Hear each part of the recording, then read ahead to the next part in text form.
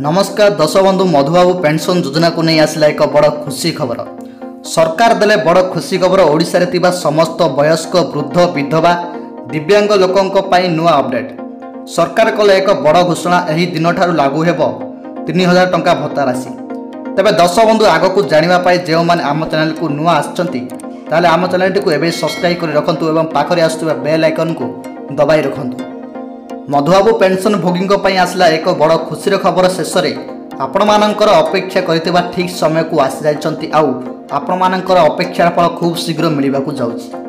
तबे हाँ दश बंधु खूब शीघ्र सत करिवे मोहन सरकार आउ आपण मानकु मिलिबो 3000 भत्ता राशि। तबे दश बंधु राखी पूर्णिमा रे राज्य सरकार एक बड़ घोषणा करिवे।